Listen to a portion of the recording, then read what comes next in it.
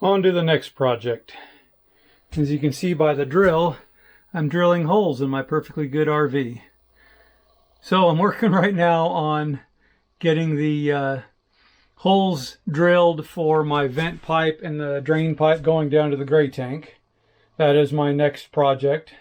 Feels very, very wrong to be drilling holes in the RV, but need to get it done, so here we go.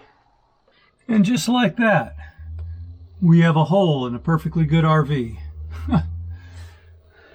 So now I've got my lines drawn up above, but I've got to go through this section of wall and then up through here. This one's going to be going up through the roof. That's going to be a difficult one to drill, just because, yeah, I'm worried about a lot of things from there. I want to make sure I'm not too close to the skylight either, and I'm a little concerned that I may be too close to the skylight. So what I have for the top is this cover here. That's a vent cover that will hold it all secure. And so hopefully I'm going to get up there. I'm going to get a ladder, get up top, do some measuring on that skylight and see how far over the skylight comes, because I need to make sure I clear all that as well. But that's my wall. This is where I need to go through, and we'll keep chugging away here.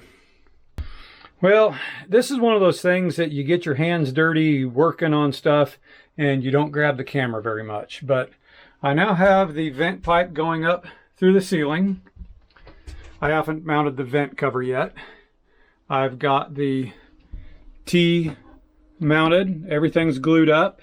It goes over to our P-trap into the sink, and it goes down underneath. And I've been working underneath, but it's really hard to film down there. Now let's see what I can show. Oh. So you can see it coming up, down out of the floor. I've got a metal strap holding it up, and then it goes down. The T that's there, that just has the plastic cap, that is for the shower that we haven't done yet. And then it goes into the tank. And I have been working on the actual drain part of it. It's going to be a little different than normal, just from where the tank sits and how it comes out. What I'm doing is I'm having it come out at an angle. I don't want to have too many bends in it. It already has a lot of bends up there. And that's not glued together yet. I'm also going to build a spacer out of metal here that will screw to the frame, and use a couple of hose clamps to clamp down onto it, so this will be held in place by that metal bracket right there. And I think I'm going to leave the handle going in like this. I seem to be able to use it fairly easy here, and I think that's out of the way more. I'm just a little bit worried about things getting caught up in the tire. It'll sit up a little bit higher, not a lot higher, but a little bit higher when I build that bracket. So I got to finish this up, build that bracket, but then our gray tank is hooked up to the sink and usable.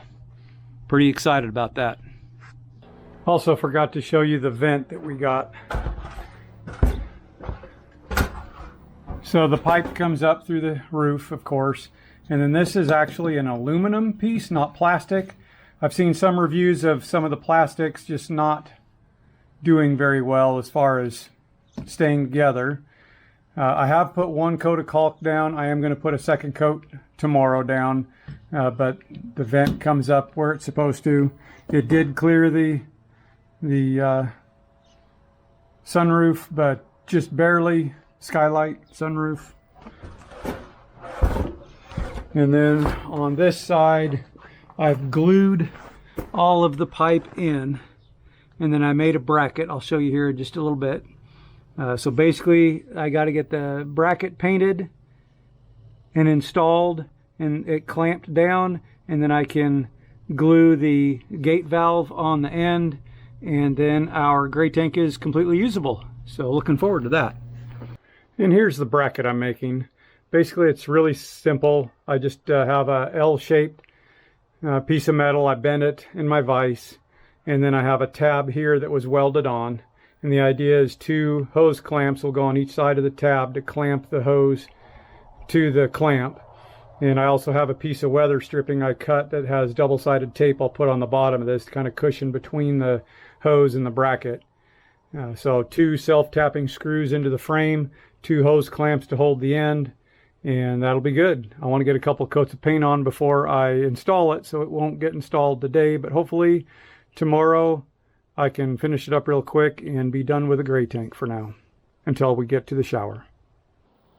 So got the bracket done, got the weather stripping on it. The weather stripping is going to rest on this, and then this gets bolted up to the frame. Oop. And we'll get this thing installed, get the gate mounted on, and gray system's done. And just like that, it's all mounted, pretty good and solid. I think if I feel a need for it, I mean, it's a little bit wiggly back and forth, but not bad. I could always add another piece of metal at a 45 to give it a little more strength if I think it needs it, but we'll see. I don't think it's going to. I got 2 hose clamps holding the pipe on, so it's good and solid. I've got some weather stripping underneath there so that the metal is not coming in direct contact with the pipe. Good and solid. The valve works. And the gray tank is now officially hooked up and ready to be used. Pretty darn exciting, actually. Well, I've checked all the fittings. Everything's good and tight. I have put a second layer of caulk on the outside holes, the one through the floor and the one through the roof. Double checked the vent is well sealed. I have not tested it for leaks, but I'm not expecting any. I used a good amount of glue on all of the joints. Almost everything is glued, and I've had really good success even working on the house, and feel pretty confident about that. So everything's together. I think I have a working gray tank. Well, now that we got the gray tank all hooked up, it's on to the next projects. One of the things I've done is inside is I made some cleats for our cooler shelf. And I put these in because when you push it in and out, the cooler kept getting all kittywampus. That's a technical term. And putting those cleats in, it stays solid, it doesn't move, it's just right. So that worked out really well. I also got this cleat put in here, and I double checked before I screwed it down, and Sonja's sewing machine in her tub fits in here, and this is so that it won't kick out, and hopefully will stay in place down the road. We're pretty sure that these are going to stay in place with the lip that's been put in here, but I found some stuff on Amazon. I haven't ordered it yet. It's a threaded insert. I'll drill a hole into here, put the threaded insert in, and then I'm going to build a little plate that we can screw on. So for traveling, we can do that to make sure those don't come open. Still got some ideas in our heads as to exactly how to finish it all, but pretty much this area is now completely done. So now I've got the camera that we purchased, and I'm working on installing it up here. So when I wired the trailer, I wired in wires that are in the same wiring process as the marker lights. So when I have the marker lights on, the camera will be powered. So I'm in the process of getting it installed, and we'll show you that when I get it all put together. Got all the wiring done, and it's up and working. I'm just doing some adjustments now. Seems to pick up really well on the front screen. Got the truck running just so I don't hurt the battery. And then once I get everything, well, pretty much I know everything's working right now. So now I can pull everything apart because I want to seal every screw and do some sealing around the wires again, just to make sure that it's good and watertight. And this is the Haloview. I'll put a link in the description for the one we got. But I saw really, really good reviews, the clarity of the screen, and I got an attachment for our bullet point Ruby grid mount system, and I can still see my map screen as well. Could probably adjust it a little bit higher, but we'll mess with that later.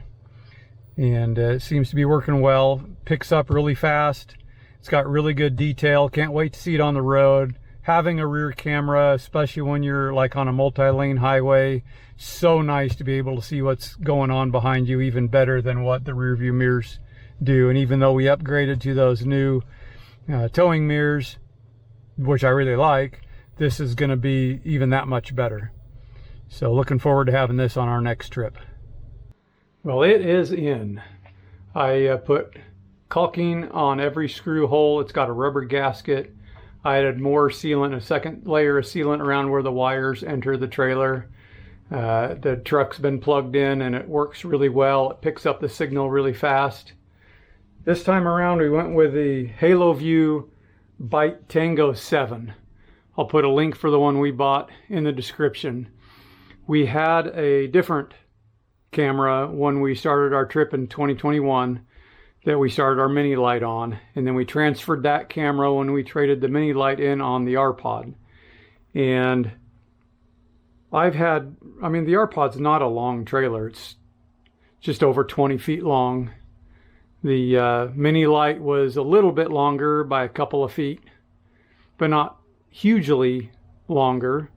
And always had difficulty with that previous camera of not staying on all the time, and very foggy, very pixelated images.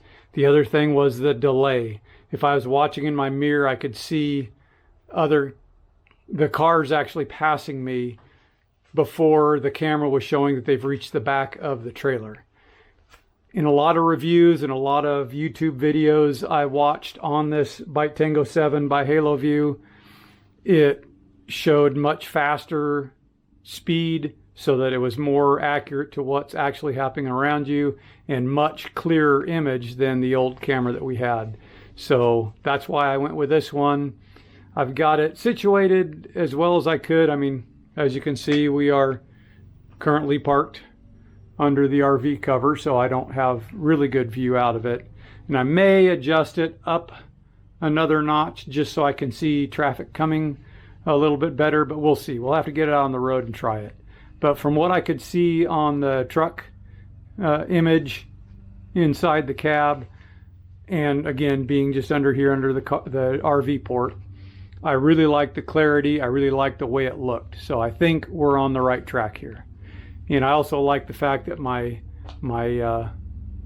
water protector lip is over the camera to help protect it from the weather as well. So hopefully that'll help. I mean, again, this is a really short trailer. It's 17 feet 4 inches from the very back of the trailer to the tip of the tongue. And I'm hoping that with the antenna angled slightly backwards because of the drip edge, that it's not going to really cause any issues with the reception inside the cab. But we'll see. I think that'll wrap it up for this video. I'm going to get to work on some other things on the trailer, but that'll be for another time. And well, let's go into Sonja's hobby room and see what she's got on the sewing table. It is time to get on to my next project. I believe I've shown this one briefly before. This center block is my own design. Something that I did when Keith was taking a class and I was going with him, and I was going to be in a motel room by myself for a couple days, pretty much alone. Needed something to work on, so I drew this up and took my fabric with me and appliqued that and embroidered it. I do love it. I've always wanted to do something special with it. I think that the picture I had in my head is still waiting to figure out what it is, and I thought, well, I could just continue to wait and never get it finished, or I could just do kind of a simple border and get it done. So I picked a design just with the squares and a square. I like that. I think it's a nice simple border, but it's very, I don't know, it finishes it off nicely. I had decided on the purple. So you can see I kind of have pieces already cut. But then I decided maybe I wanted other colors. I mean, the problem with this block is since I have a blue flower, a purple, a pink, an orange, and a burgundy, it isn't really a particular color. So whatever color I use in the border is going to be, what makes it a pink quilt or a blue quilt or whatever. So talking with my mom today, we decided that maybe I should try different choices. So here you see I've stuck other colors up there just to see what I like the best. So what do you think? I'm thinking, well, I'm going to take a picture of it. I'm going to look at it on my phone because I have noticed that sometimes things show up. You see them different on your phone than you do in just standing there looking at them in person. So maybe that will give me a little bit of direction. So anyway, this is what I'm working on, and I need to make some decisions. Fortunately, not too many because I do have a bunch of stuff already pre-cut, and then I'm going to get busy on this. After looking at my phone, I decided definitely not the burgundy, not the pink, and not the orange. Still kind of undecided on the purple, blue, and green. Of course, the purple looks better also because it's already cut in squares, so I think I'm going to get a couple squares of actual squares cut for green and blue and put them also. I'm probably going to also cut my other little square pieces, my little corner pieces for that bottom corner because it's bugging me having that undone. So I'm going to cut those pieces and then I can put them in there. I think having the squares to compare will help a little more. And then we'll see from there. Okay, now I have cut some squares, got those up there so I can see what the blue and the green and the purple all look like. Again, I'm going to take a picture with my phone and study that a little bit and see which one. Need to make a decision and then go on. So I completely changed what I was doing. Now I've got a shadow in the way. Let's bring this up a little. So I looked at my phone, I looked at the different colors. I actually liked all of them, but none of them just felt quite right. So after doing some more talking and some thinking, this is what I came up with. So I'm doing a border like this with the little squares. I'm going to use different colors. You can see here I've started getting colors cut out. I'm much happier with how this is looking. I just need to make sure I get enough squares now. I'm hoping that I got everything measured correctly since I'm not doing great with that at the moment. I do need to cut, I think it was 6 or 8 more squares total. I haven't decided yet whether I'm going to do colored squares in the corners of the tan here or if I'm just going to make that tan as well. So that I do need to decide, but I want to start actually putting some pieces together, seeing what I think probably before I decide that. Anyway, so now that I got you all like, hey, you should do this color or that color and asked for your opinion, I just changed everything anyway. So here we are. We'll go on from here, and I think this is going to turn out much better.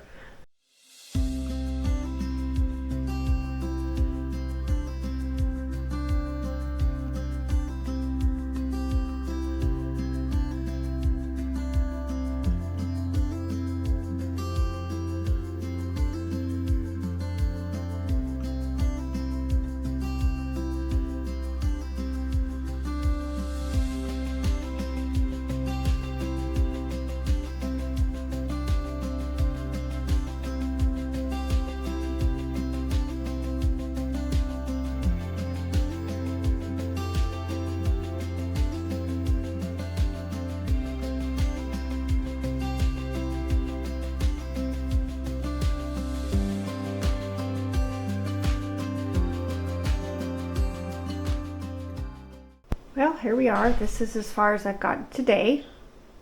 Got my pieces cut out. I've started putting them together. I'm much happier with how this is looking now. I think it's going to be lovely when I get finished. So just going to keep plugging away at it and see how quickly we can get this done. Okay, I've got all my little bitty pieces together to make the inside part of the border strips. So now I'm going to sew the longer strips and the sections together to make actual border pieces. when I get that far, I'm going to have to decide about my corners. Do I just make them brown? Do I just do colors? Got to figure out what I want to do there because I can't start putting it together until I figure out those little things. So I might do this background and maybe embroider some little thing. I don't know. Lots of ideas. But I need to finish this first. So one thing at a time. So I have no idea why, but this morning as I've been sewing, I've had several times where my thread has broken. It looks almost like my thread has been jumping up over the top of my take-up lever and basically tying itself in a knot. So I'm going to do the first basic step, which is completely unthread my machine and then rethread it. I've also put a little bit of oil on there and cleaned it a little bit.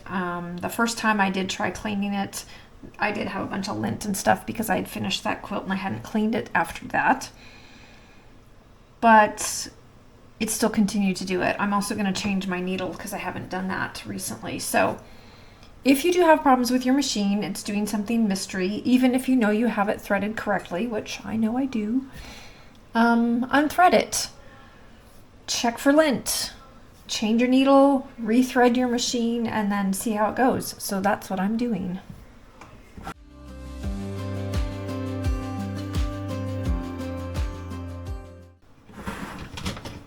I just keep an old prescription bottle. It's got sharps written on it, so it's really easy to put needles or pins that have gotten broken or things of that nature. Keep everybody safe because I don't want to get poked with a needle. I don't want someone else to get poked with a needle. Okay, new needle. Step 1.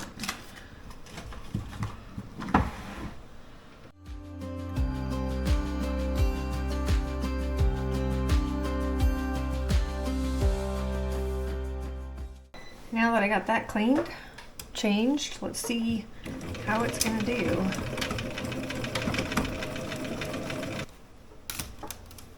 I'm thinking that it was probably my needle because I noticed as I was going over the seams before, it seemed like it was kind of going chunk, chunk, chunk. It's being a little louder, where now it seems like it's going more smoothly. So I'm guessing I just had a really dull needle.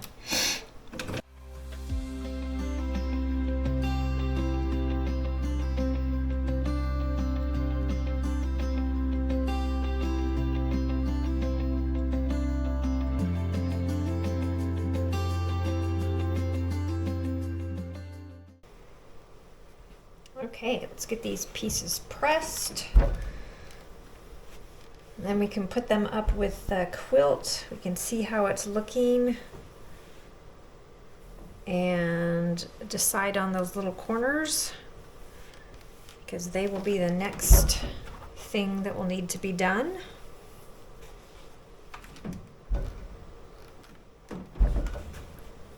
Okay, that's pieces pressed. Okay, I'm trying to decide my little corners. Got my borders up there. I have tried, so this is the background fabric that's from this. I think if I did that, I would want to do some embroidery, some little applique, something so that it's not just plain. I do have the background fabric from the borders right here, which I think would blend in nicely. I also just put some more brown. So looking at my options, I think I like the just brown. Realistically, if I was going to be perfectionist about this, I would cut another strip, but I think what I'm going to do, because I cut them based on corner squares, I think I'm just going to cut corner squares of this fabric and add it on.